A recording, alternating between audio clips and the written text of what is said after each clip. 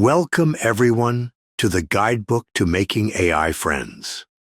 I shall be your guide as we explore various issues of artificial intelligence, consciousness, personhood, and whether AI poses an existential risk to humanity. The topic for today is Utopians creating a dystopia, or when those fighting for the greater good ensure the worst happens. Imagine, if you would, that we found a new habitable planet right on the other side of a wormhole that was hiding among Jupiter's many moons. This new world is like a second Earth, but unspoiled by humanity. You've been placed in charge of setting up the new colony to ensure that this new world remains a paradise. It should be easy. After all, you can learn from all the lessons of Earth and wherever we've failed. Your first major rule is that there will be no mines on Nova Terra. We will not strip the land this time. It sounds grand. It sounds environmentally friendly. It sounds carbon neutral. You just know that it will force the companies coming to Nova Terra to use natural, organic materials in their construction. What could go wrong? At first, nothing goes wrong, and all seems well. However, the amount of minerals and metals used in Nova Terra doesn't seem that much different from Earth. How can this be? You investigate further and find that the companies on Nova Terra simply ship thousands of kilotons of metals and minerals from Earth, and that dozens of new strip mines have popped up in third-world countries to feed Nova Terra's hunger for industrialization. This needs to be stopped, and so you do. You stop the importing of industrial-scale minerals and metals from Earth. Problem solved. No more slave mines on Earth and only a little bit of discomfort for Nova Terra. But then, you look out the window one day to see plumes of acrid smoke pumped into the skyline from new foundries that have been set up to intensively recycle what little minerals and metals are on Nova Terra. They can't drill for oil or gas. The solar and wind energy isn't enough to sustain them, and you've banned nuclear power. So they have been logging the natural landscape to turn the alien trees into wood gas to fuel their furnaces. You frantically check their paperwork, but they are carbon neutral, since they just buy carbon credits to offset their emissions. Your first idea is to ban however they're getting away with this, but one of your advisors points out that Nova Terra is already a frightfully expensive planet to live on, thanks to all the regulations. Only the very wealthy can afford to comfortably live here, and everyone else lives in squalor, tending to the rich. Well, that's a simple problem to solve, you think to yourself. Just tax the rich more and provide welfare to the poor. You will have your equitable society. One of your advisors points out that the rich may simply leave if you tax them too much. But something else happens instead. A call for your replacement. It seems that the rich have thrown their support behind a call for elections to replace you with a message of deregulating Nova Terra and making life cheaper.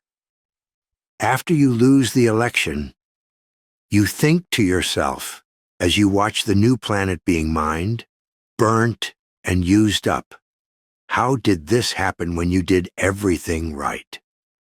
Well, the answer to that is what we talked about in the previous guidebook entry. You did not consider the second and third order effects of the rules you were making. While the above allegory is quite the strawman, the current and proposed laws to regulate AI are showing symptoms of the same problem.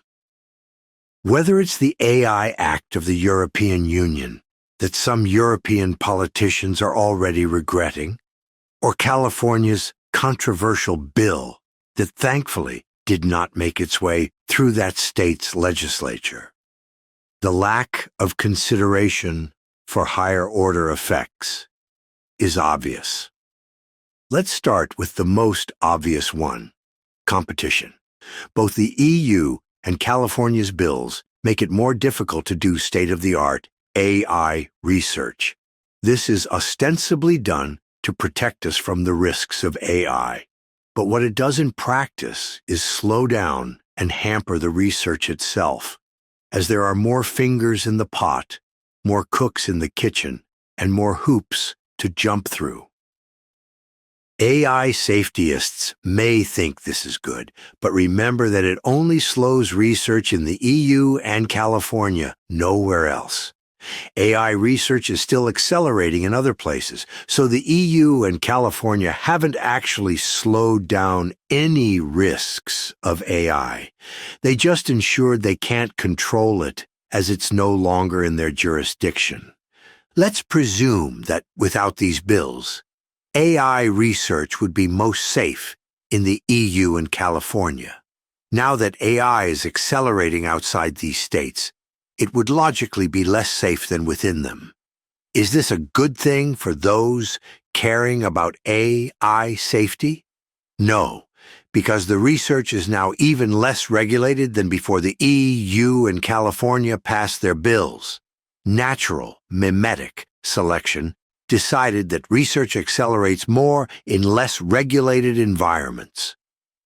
Rather than settling for moderate regulation, AI safety advocates now have to settle for no regulation.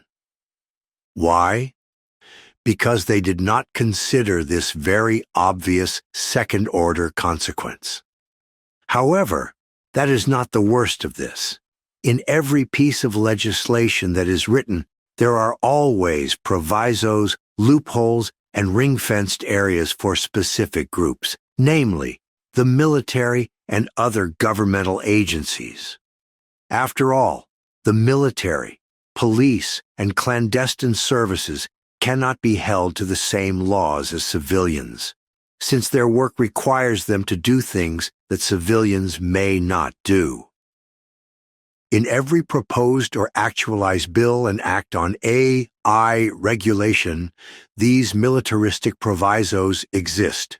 State-of-the-art, frontier, AI research is regulated, but only for civilians. The government can still perform all of the research that the AI safety activists fear, but who will know what's going on in there? If the U.S. Department of Defense or Homeland Security creates AI 10 times as powerful as GPT-4, who will know? Who will hold them to account? Not the AI safetyists, not the legislators, not the public. If Google or OpenAI or X puts out an AI model, the whole world can see what it does, how it does it, and what the extent of its strength is. But who watches the watchers? The answer is patently obvious. But those who advocated for the EU and Californian laws did not think through these higher-order consequences before setting that boulder rolling down the hill. And now, we all must suffer these extended consequences. Yet that is all the time we have for today. Thank you very much for listening, and I hope you will join me again next time as we explore further questions about artificial intelligence and consciousness. I have been your guide, and this has been the guidebook to making AI friends.